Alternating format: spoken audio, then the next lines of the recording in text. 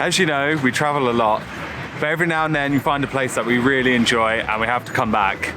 This is one of those places. We're here in Lviv. Coming up in this two-part edition, we get smoked out with cocktails, burnt to a cinder at Meat and Justice, grab a beer at the brewery, hit the Christmas markets, taste flaming coffees, and much more, so stick with us.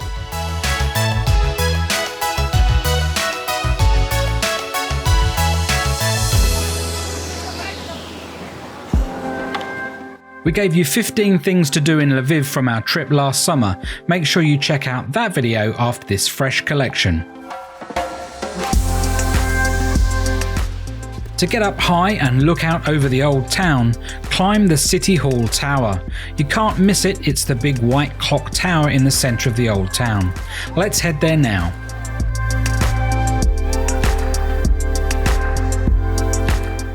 Once you have your tickets, which are 40 hryvnia each, around €150, it's time to start walking up the narrow wooden steps.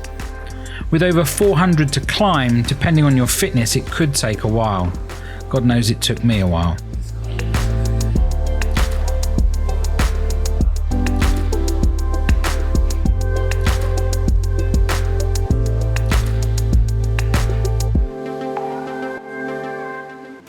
How are we doing?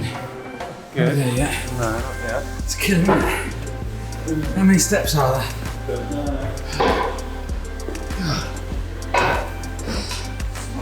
We'll get there. Nearing the top, you see the Clocktower mechanism. This was installed in 1851 by an Austrian company. The last part is very narrow and windy, but at the top you are lifted up 65 metres, 213 feet above ground, and have amazing views across all of Lviv.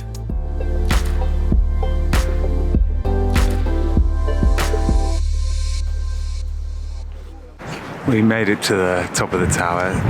Pretty hard work. The steps are really small, so you have to kind of go like that all the time. It knackers you out.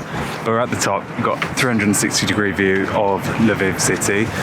We're right here in the old town, but on the outskirts you can see like the big apartment buildings and the suburbs, I guess. Loads of churches. Really pretty, covered in snow.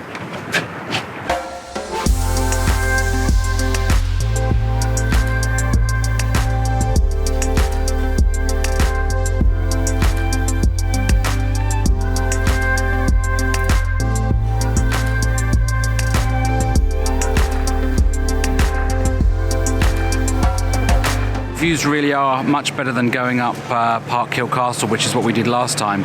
I think because the castle's a little bit further back from the city, you don't quite get the perception as you can do from the top of the tower. So yeah, worth doing.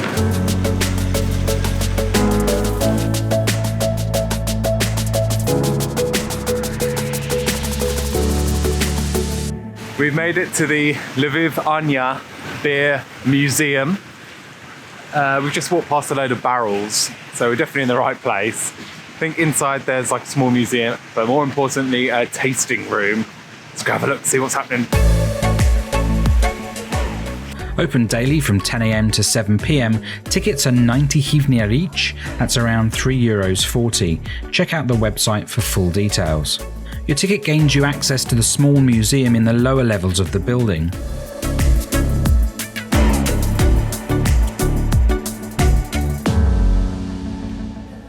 The museum does not just focus on the history of brewing beer in Lviv, but also covers the history of the city in general, including the terrible fire of 1527. This was something we had no idea had happened until we visited. The fire depicted in this short animation shows the entire city consumed, requiring a full rebuild years later.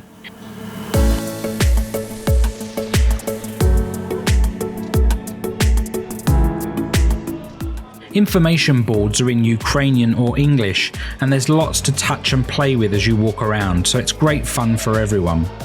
Hello, my love, what can I get you? Cheers. And Happy New Year. Get out of my pub.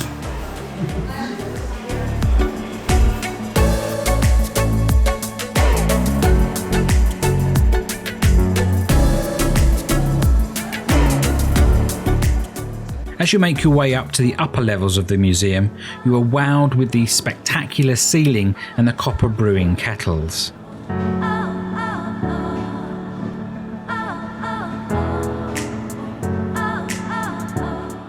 For us, this was the most interesting part of the museum.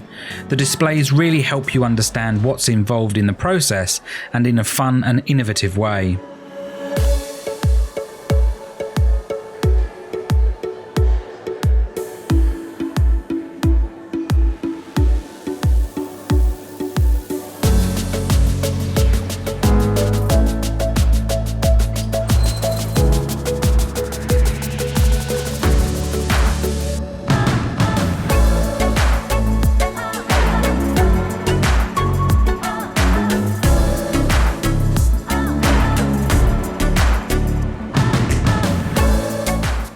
As we reached modern brewing techniques, you can see the real production line churning out the local Lviv beer.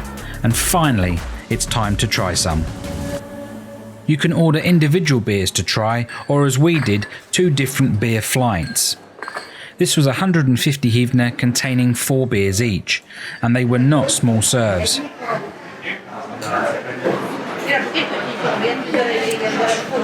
nice.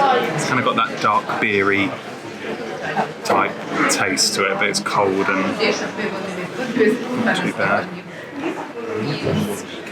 Slightly lighter.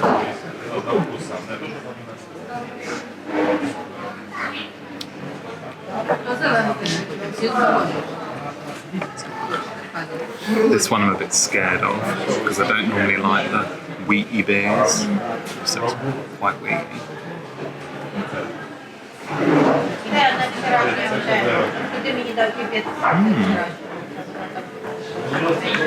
Pleasantly surprised. This is probably going to be my favourite. It's the standard brew from this place. Very nice.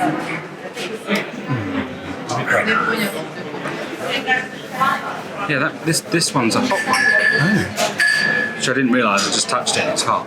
The others are all cold. I've no idea. I know that that's got like mandarin in it. The traffic This one I think has got some sort of minty stuff. Mint maybe. I don't know what that one is. I've no idea what this is. But let's have a little sniff now. The hot toddy of the beer Oh, world. it's really strong. Try this one. Oh wow, I like that one. Nice with a glug of vodka. That's pretty good as well. Isn't it?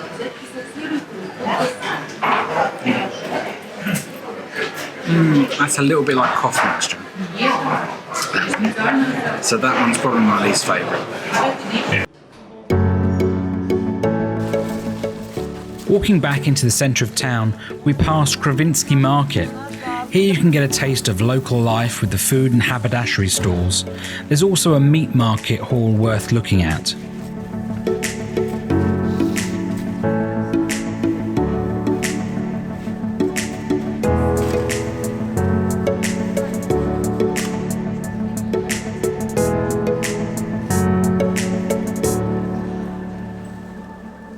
Behind me is the Samarkand restaurant.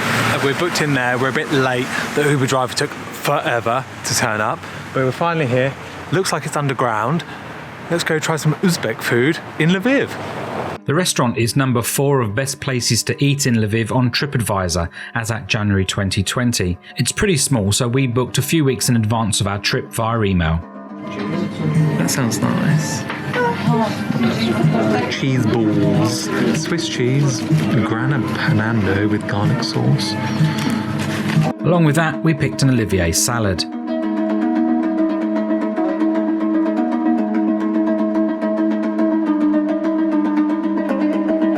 Something cute on the tables were little notes and drawings left by previous customers on paper napkins. Main course was a lamb kebab with potato, onion and a nice spiced sauce.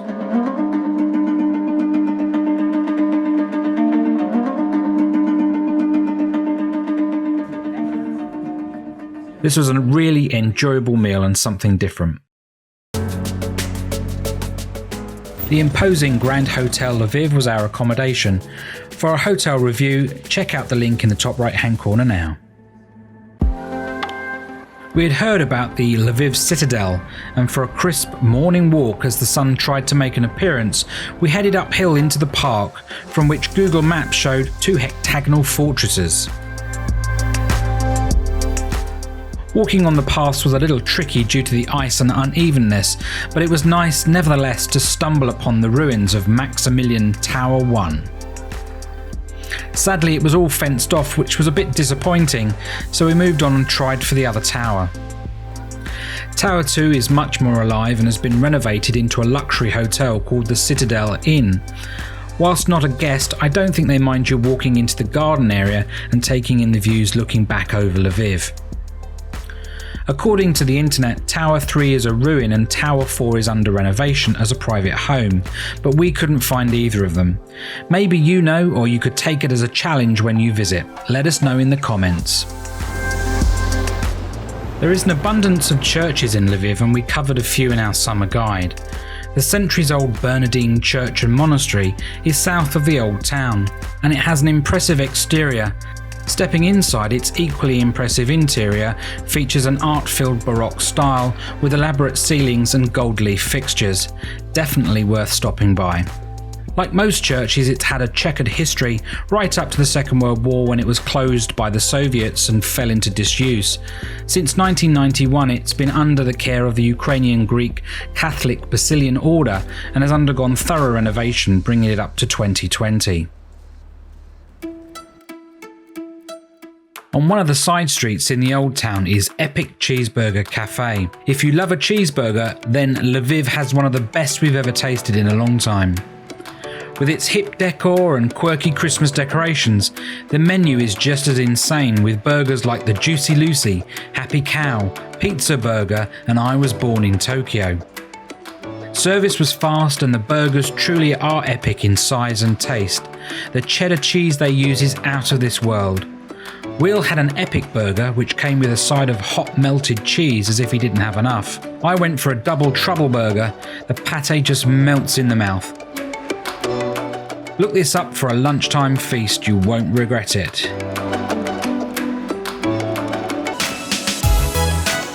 Next time, in part 2, we reach the end of the decade at the Christmas market, warm up with those flaming coffees, and then smoked out with cocktails before spending New Year's Eve at the most expensive restaurant in Lviv and its $1 million toilet. Don't miss it. Oh my god. Make sure you subscribe and click that bell to be notified of our future travel videos. For now, happy travels from the Memory Seekers.